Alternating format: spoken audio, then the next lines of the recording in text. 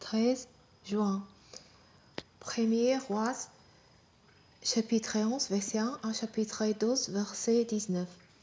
Le roi Salomon ama beaucoup de femmes étrangères, autres la fille de Pharaon, des Moabites, des Ammonites, des Édomites, des Sidoniens, des Hittites.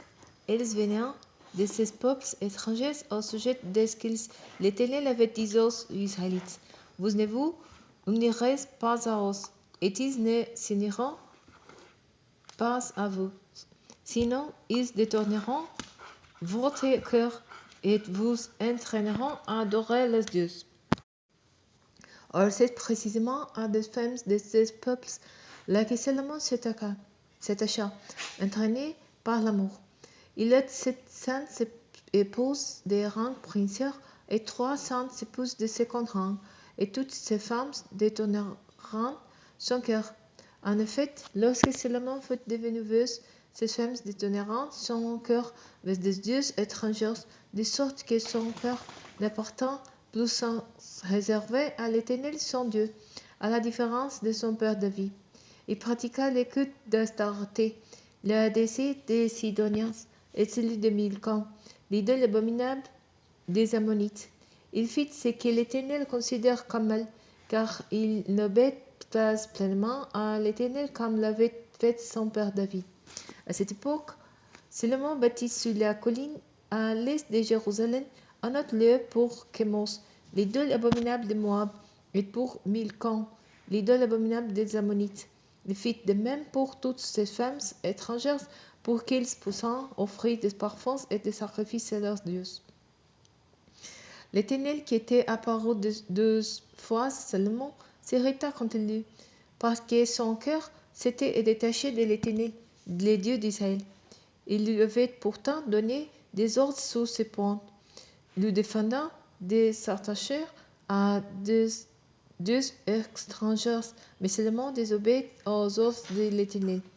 Alors l'Éternel lui dit: Puisque tu te conduis ainsi et que tu n'as pas respecté mon alliance et les ordres que je t'avais donnés, je t'arracherai la royauté et je la donnerai à l'un de tes sujets.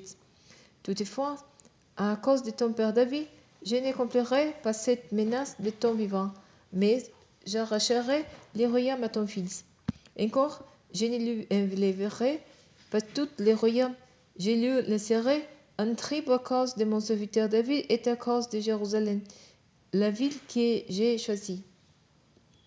L'Éternel suscita un adversaire à Salomon, Hadad l'Édomite, un descendant de la famille royale d'Édom. Je dis au temps où David avait combattu les Édomites, Joab, son chef d'armée, avait intérêt les morts de tuer tous les Édomites de sexe masculin.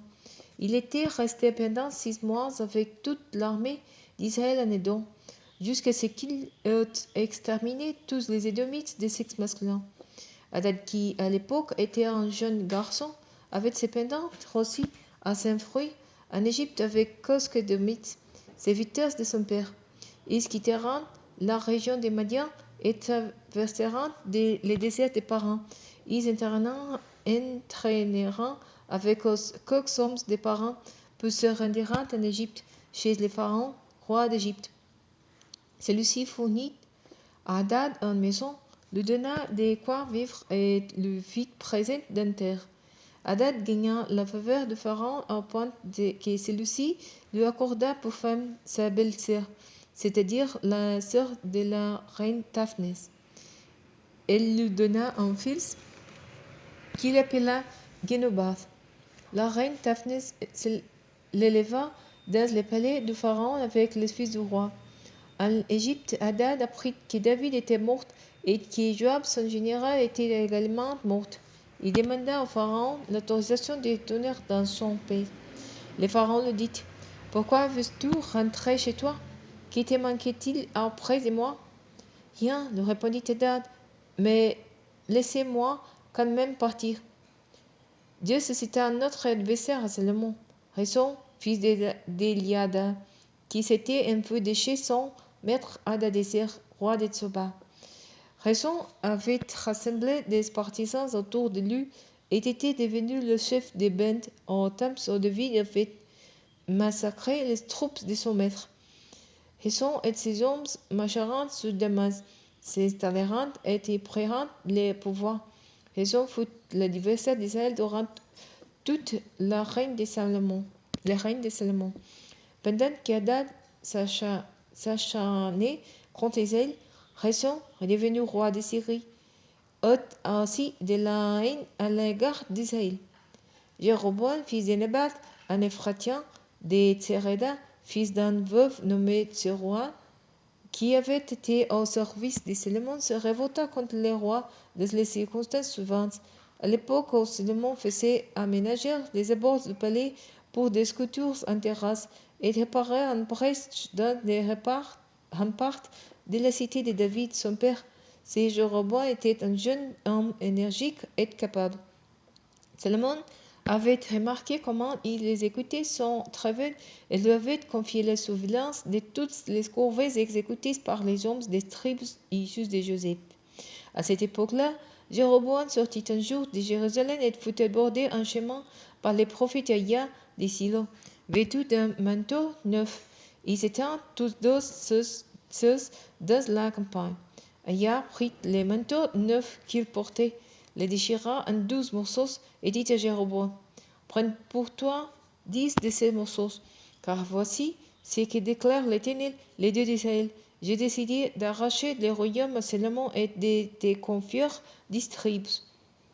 Un seul tribu lui restera à cause de mon serviteur David et de Jérusalem, la ville que j'ai choisie parmi toutes les tribus d'Israël.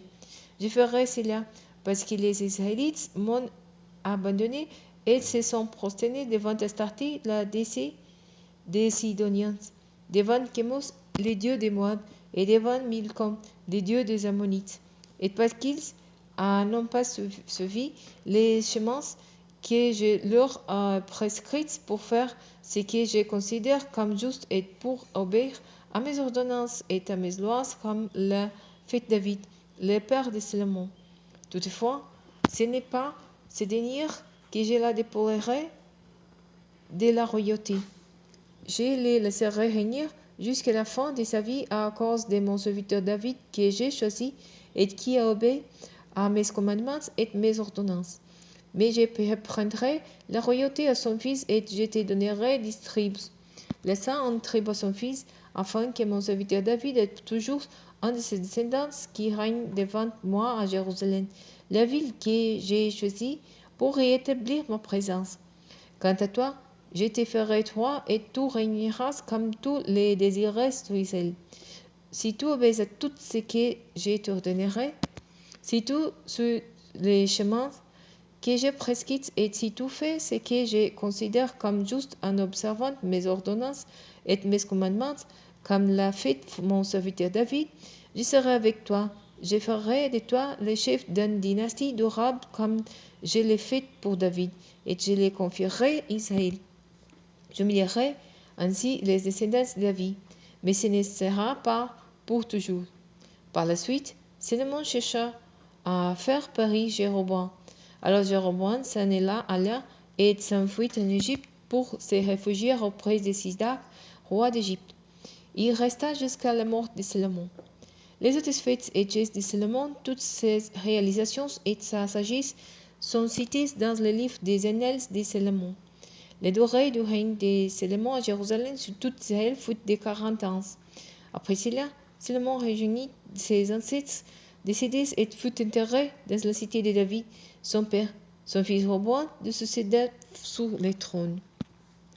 Roboam se rendit à Sichem, où tout Israël s'était rassemblé pour le proclamer roi. Quand Jéroboam, fils de Nebat, qui se trouvait encore en Égypte aussi, où il s'était réfugié pour échapper au roi Salomon, en fut informé, il resta en Égypte. On le voyant chercher et Jéroboam vint avec toute l'assemblée d'Israël parler à Roboam. Il lui dira: Ton père nous a imposé un joug très pesant. Nous te serons soumis à condition que toi, tu éliges maintenant la lourde servitude et ces jougs pesants que ton père nous a imposés. Roboam lui répondit: Allez, laissez-moi réfléchir et revenir me trouver après-demain. Le peuple se retira donc. Le roi Roboam consulta les responsables qui avaient conseillé son père Salomon de son vivant. Il leur demanda: Que me conseillez-vous de répondre à ces gens? Les responsables lui dirent: Si aujourd'hui tu te montres les serviteurs de ce peuple, si tu cites leurs requêtes et si tu leur réponds en termes bienveillants, ils seront pour toujours tes serviteurs. Mais Roboam n'écouta pas les conseils qu'ils lui donnèrent les responsables. Il consulta les hommes jeunes de son entourage qui avaient grandi avec lui. Il leur demanda: Ces gens me demandent de léger les juges que mon père leur imposait. Que me conseillez-vous de leur répondre? Les hommes jeunes qui avaient grandi avec lui répondirent: Ces jeunes se plaignent en prétendant que ton père a rendu leur joug trop pesant, et ils te demandent de l'alléger. Eh bien, voici comment tu leur parleras: Mon petit doigt est plus gros que les reins de mon père. Oui, mon père vous a chargé d'un joug pesant, mais moi, je le rendrai encore plus pesant. Mon père vous a fait marcher à coups de fouet. Moi, je vous ferai marcher avec des lanières cloutées. Les surlendemain, Jéroboam et tout le peuple virent trouver Roboam comme le roi le leur avait commandé. Le roi n'étant pas comme tout conseil des responsables, et il parla durement au peuple. Il lui répondit comme les hommes jeunes lui avaient conseillé. Mon père vous a imposé un joug pesant, le dit-il. Eh bien, moi, je le rendrai encore plus pesant. Mon père vous a fait marcher à coups de fouet. Moi, je vous ferai marcher à coups de lanières cloutées.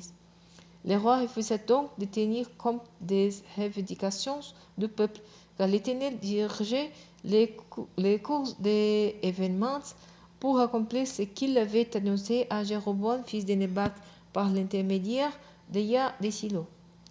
Voyant que le roi ne les écoutait pas, tous les Israélites répliquèrent au roi: Qu'avons-nous à faire avec David?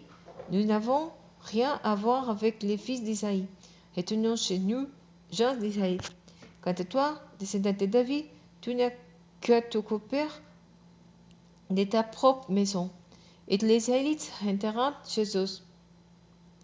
Roboam régna sur les Israélites qui habitaient les villes de Juda. Alors le roi Roboam envoya d'Oran les chefs des corvées auprès des Israélites du nord, mais tous les Israélites les lapidèrent et ils moururent. Le roi lui-même réussit de justesse à sauter sur un char pour s'enfuir à Jérusalem. C'est ainsi que les Israélites du nord sont en révolte contre la dynastie de David jusqu'à ce jour.